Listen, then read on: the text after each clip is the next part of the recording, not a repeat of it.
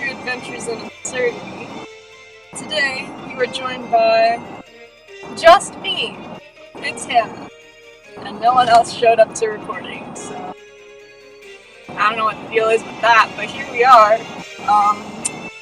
Probably not actually going to post this, but I'm recording it as a joke. So if the sound quality is tragic, I'm so sorry.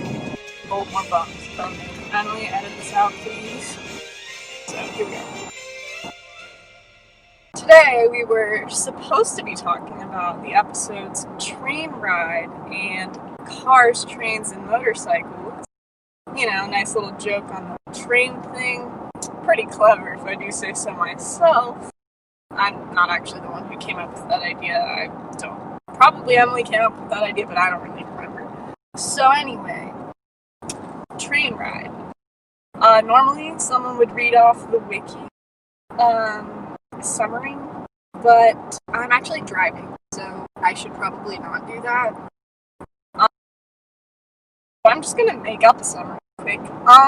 Whit and Eugene are on their way back from some business in Chicago when some strange occurrences happen on their ride home, and Whit has a mystery to solve. That was a pretty bad summary, but you get the point.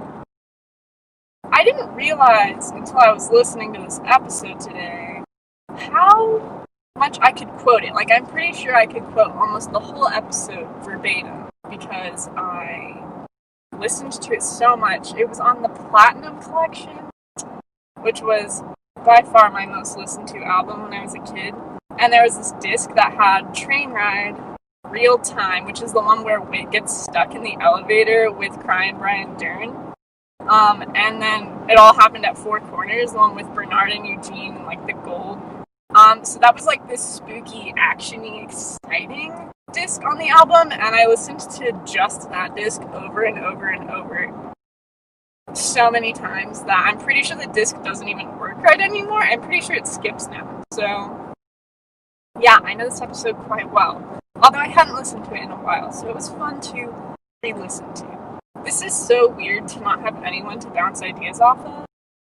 I feel like I'm just rambling. But like, if I don't talk, no one else is going to, so I hope you're enjoying this, Emily, in editing, if this ever gets edited. So, the episode. We start off hopping on the train with Whit and Eugene. They were doing some business in Chicago. Well, Whit was doing business in Chicago. Eugene just tagged along because he can. We also find out some interesting information about Odyssey's location from this episode, that being that Odyssey is somewhere on the way from Chicago to Cincinnati. Which is interesting because that's kind of the route I'm driving right now. But anyway, between Chicago and Cincinnati, so we got a solid Indiana or Ohio. We've talked about this before. I think Odyssey is probably in Ohio, but that's just my Anyway, they hop on, they meet the porter, who doesn't seem suspicious quite yet, but he's gonna be. Or should I say she's gonna be. I don't think I thought it was a girl the first time I listened to it, though. I was so confused the first time I listened to this episode. I think I was like 8, and I was just sitting there, mind absolutely blown to sleep, because I had no idea what was happening. But like, all the surprise is completely gone because I've listened to this so many times. But anyway, we meet the porter. We meet Lawrence Chalmers, who suspiciously reminds me of Richard Maxwell, not gonna lie. Like, I know Abby's not here. She's the one who usually talks about Richard, but like, he reminds me of Richard so much. It's a little odd. Like, I know he's just a character, so maybe Eugene, like, decided that his character would be like Richard. I don't know. But he reminds me of Richard. And Eugene has some strong feelings about Lawrence Chalmers, which is so entertaining. And which just like, Eugene, what is wrong with you? I love it. And then we meet the inspector, who is a fun character. His accent, even though it's fake, very exciting. I thought it was the coolest thing ever as a kid. And then we meet Margaret, who kind of annoys me, not gonna lie. But I got a little confused because I guess, like, they all went to high school together. And we don't really know where Eugene went to high school, but he wanted to go to the University of Chicago, but because of that one single grade in that one class. But, well, I guess it's all fake, because we know Eugene could have been top of his class, but he wasn't. But it wasn't actually because of fake. I feel like Whit would have caught on to that pretty quickly. I don't know. It's definitely interesting. There's a lot of suspicious things happening that if you think about them for more than 5 seconds, you realize, oh, this is all fake.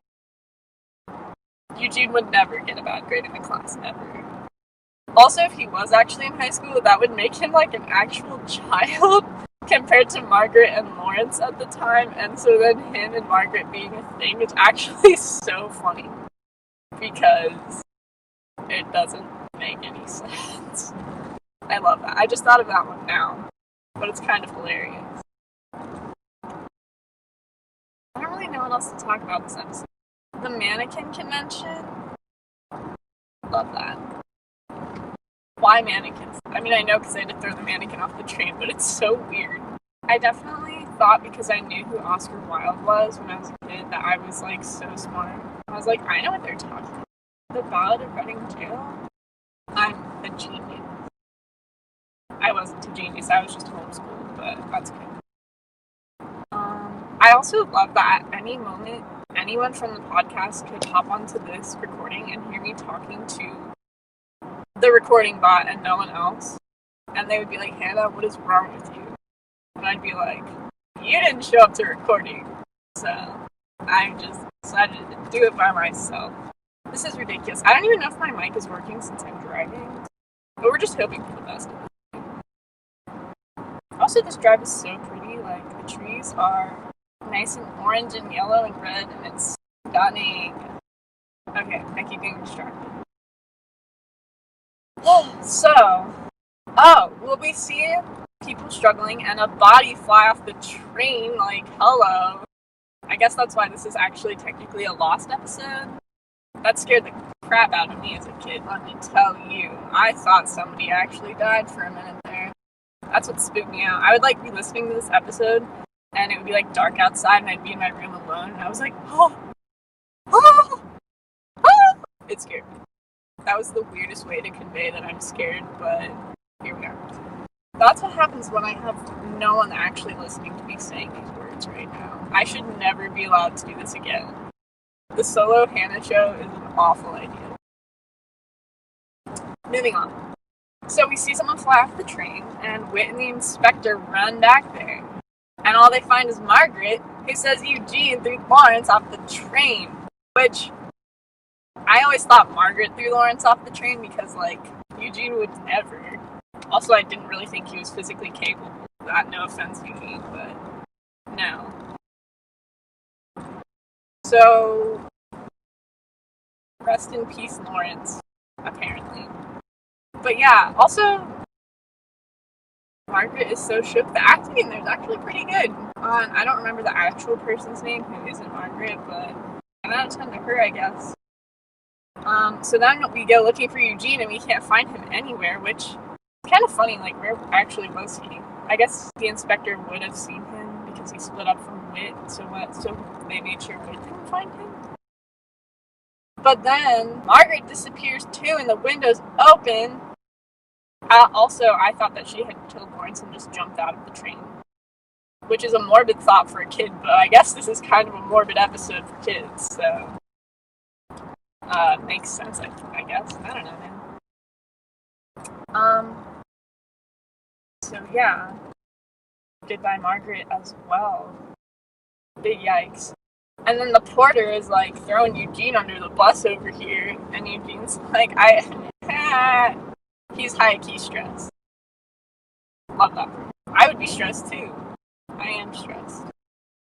Anyway, so then Whit's like, nice try, y'all. We're meeting up. And then he exposes everyone. Which, like, kudos to Whit for being a smart man. Because I would not have known what was going on. And then he makes fun of Eugene's acting skills, so, like, big rip to Eugene. It's kind of funny that he's in a drama club, but Whit thinks he's a bad actor. Oh, that was a pop. Anyway, Whit thinks Eugene is a bad actor, and it's kind of rude, not gonna lie, but it's also hilarious. And then Whit calls the cops on them and plays a prank on them, which is like so smooth and so sneaky of him. He really is so devious sometimes. Like, we don't give him enough credit for that. But he pranks them real hard. They think they're going to jail. Shame on you, Whit. I think that's the end of Train Ride. I don't really know what else to say, other than scared the absolute crap out of me as a kid, for sure. Definitely thought Lawrence was dead.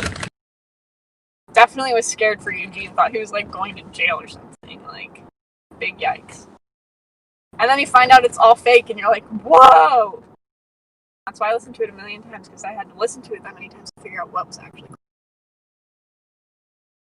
So, the episode whose name takes a significant amount of effort for me to remember, not gonna lie. Someone just flipped me off. That was really rude. I didn't even do anything. Ouch. Okay, listening to Cars, Trains, and Motorcycles while you're driving also hits really different. It's kind of hilarious. Also, the tone shift from Train Ride to this is absolutely hysterical. Like, these two episodes could not be more different, other than the fact that it involves Whit and Eugene and Chicago, like, and trains. Those are the only common factors. Everything else is completely and wildly different. But I love it. So, I guess I should do a summary of Cars, Trains, and Motorcycles, which, again, I'm not going to be reading it, just going to be making it up. I'm pretty sure Marshall Younger wrote it, though. So, like, props to him, because it's so funny. But summary, Penny has an art show in Chicago, so Wooten, Whit, Connie, and Eugene decide to travel up there for the day to support their friend, and they run into quite a few bumps along the way.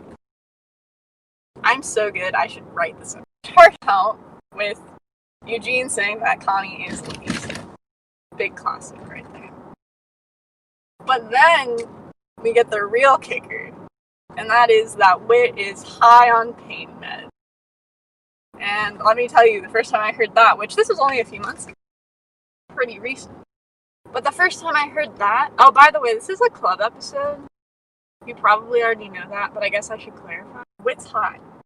And it's kind of iconic because the first time I listened to this, I was like, are they actually doing this right now? Like, what in the world is happening? It's hilarious. I don't even know why they thought that was a good idea for a kid's show, but I am so here for it. We actually have a really hilarious post about this on Tumblr. It's quite old and it got quite out of control, so you probably shouldn't go look for it, but I'm not going to stop you. It's from, like, May. You can scroll back real far. I'll take you. But anyway. So, Whit is a little loopy. Wooten is driving, but he's driving Mrs. Whose car is he driving? He's borrowing someone's European car, and he calls kilometers Kmart's, which is hilarious. And I'm dead. It's really just... I'm starting to run out of words. I need to stop and think. Oh, there's also people talking in the chat, so if someone hops on here, I'm gonna cry laughing now that I'm like halfway done. Anyway. Oh, Grace said, someone should talk about the plot hole in his prank of Eugene couldn't have been in the relationship with Margaret because he was 12. That's what I said, Grace. I love that we're on the same wavelength. Also, Cars, Trains, and Motorcycles, you should talk about how Buck is seeing a counselor, even if it's just a school counselor. You're right. Big kudos to AIO for actually letting Buck see a counselor, because that's important. Very important. The kid was in juvie. Like, he's got some stuff to work on. Plus, like, counseling is just a good thing in general. Go to counseling. It is kind of expensive. But, like, good for the soul right there. Anyway.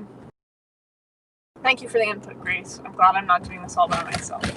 I'm also trying not to take a wrong turn, so pardon my distraction. Ooh, that's an old... Anyway, I keep getting distracted. It smells good. There's a, like, Asian restaurant, and it's really good. maybe I'll be stopping there next time I make this drive. I'm so sidetracked right now. Give me Emily, edit this out, please. So cars, trains, and motorcycles. We just started the road trip. I barely talked. Okay. So, Witten calls kilometers Kmart's. And I mean, same. Also, he says they're going like 35. And he's like, can we go any fast? Like, am I going fast enough? Eugene's like, you should probably speed it up a little. And since I'm in my car, I can tell you that 35 kilometers is like 20 miles an hour. So yeah, he was going real slow, and I love that. He's in charge of the food, which his idea of some good road trip snacks are straight up just like pretzels and like gummy worms and gummy bears. And I think he said something else gummy that was like really weird. And Eugene is like, please tell me you have some healthier options, man. And he's like, oh yeah, these couscous patties with like spinach and stuff. And Eugene and Connie sound pretty excited about it. And then he says, oh, you'll just have to pick off the gummy bears. And they're both like, oh. So love that for them. I also like how Eugene refers to it as 4th grade sleepover food. Because accurate. But also, like, if that's not what you're eating on a road trip, what's the point, really? Like, come on. This is what inspired the AIA road trip, which will hopefully be coming to the podcast near you summer 2021, but no promises. It's a fun idea. We were trying to decide who would be the navigator, the driver, the entertainment coordinator, and also the prayer person who's actually just slightly high in the passenger seat. That sounded weird, but you know what I mean. I do have to get my wisdom teeth removed, though, so maybe I'll be the one to do it. Take one for the team right there.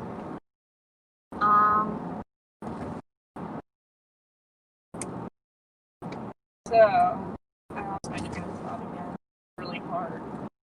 One-man show is just not the move for the podcast, let me tell you. I hope we don't actually post this episode, because it's kind of tragic. I was gonna say it's kind of a train wreck, but that's too much of a terrible pun. But also, I kind of like puns, so... someone stop me. Okay. So we have the classic junk food over here. We have Whit, who's supposed to pray, but he actually just wants to go to a tanning bed, also known as the glove box, and Wooten's like, you're not gonna fit in there. Connie's just like, please go to sleep, Whit. Also, he eats a popcorn ball, and I'm like, bro, why are y'all letting him eat food? He just had a tooth removed.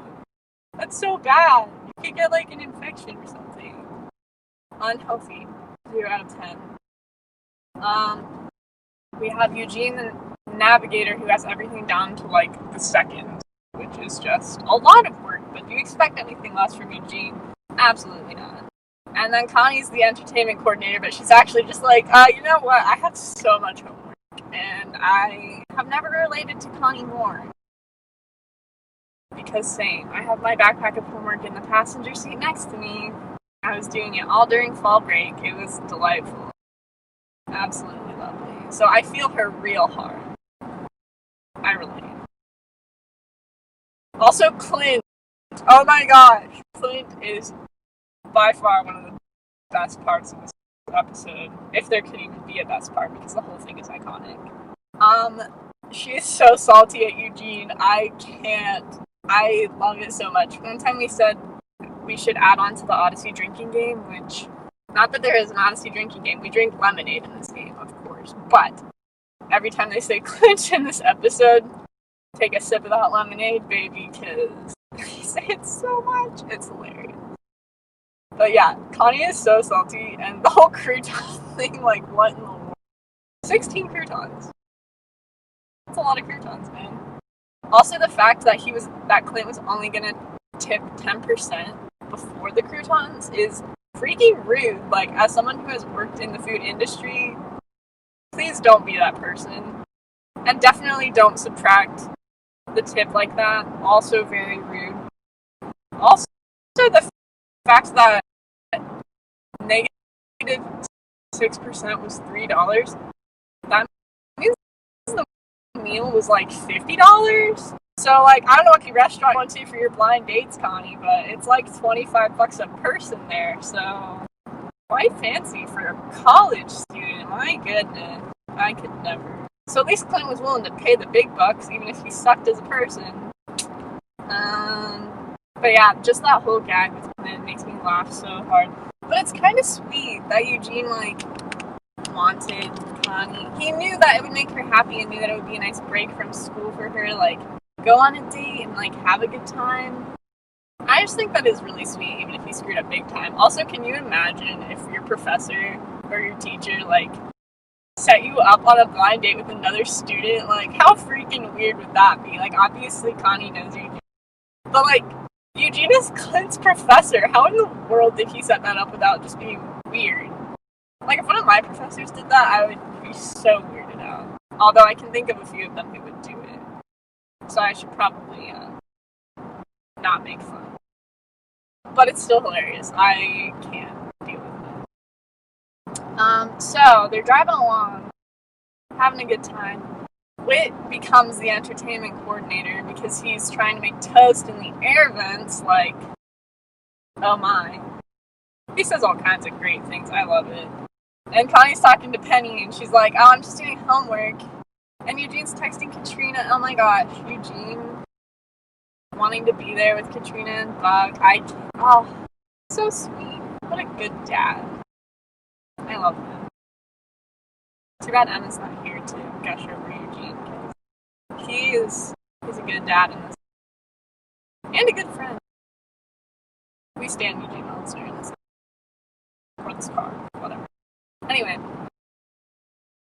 They're driving along, and then they run out of gas because the car is malfunctioning horribly, apparently. And Wooten has to run it. Okay, also, Wooten talking about all the gummy things and just being Wooten in general and making people sing in the train car, like, Wooten gives off big Buddy the Elf energy from, like, the movie Elf. That's something I definitely wanted to mention. And, like, if you think about, like, what Wooten looks like and what Buddy the Elf looks like, I'm starting to wonder if there's some inspiration. So I'm pretty sure Wooten was invented as a character around the same time that movie came out.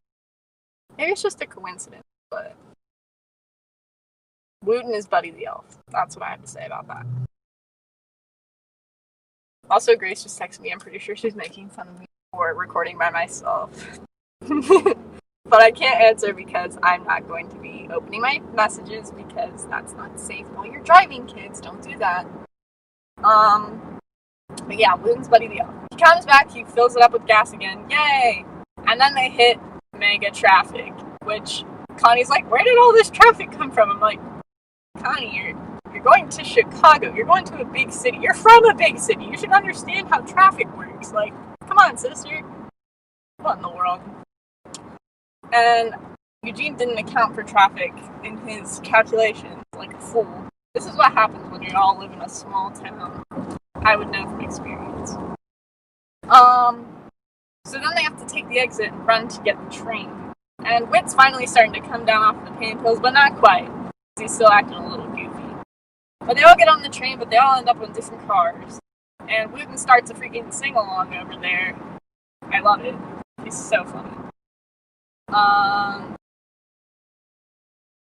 trying to remember what else happens with Wooten. He's like, we should have some lighthearted conversation. What do you think is holding you back from being the best person you could be? And the guy's just like, what in the world? Like, that is not a lighthearted question, Wooten. Come on, man.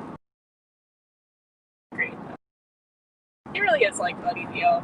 Anyway, then you got Connie and Eugene over here getting mistaken as a couple, which, classic Odyssey right there. We love to see it.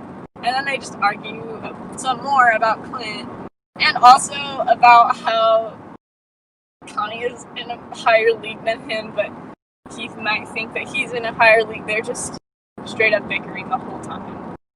I adore them. So good. And then we have Whit, who's freaking evangelizing to this motorcycle guy. The way he's like, your tattoo is inaccurate because it looks like it's supposed to be one of the 7 angels from Revelation 8, the third angel that casts the star Wormwood into the sea, but your tattoo says Winwood, so it's a typo. And the guy's like, it's a butterfly, and it says Winnie, because that's my ex-girlfriend. And Wit's like, oh.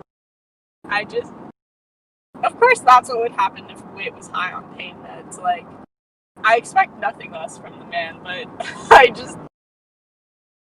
what were they thinking when they wrote this? I want to know. Big question to Marshall Younger. Where did this idea come from? What was your thought process on this? So good.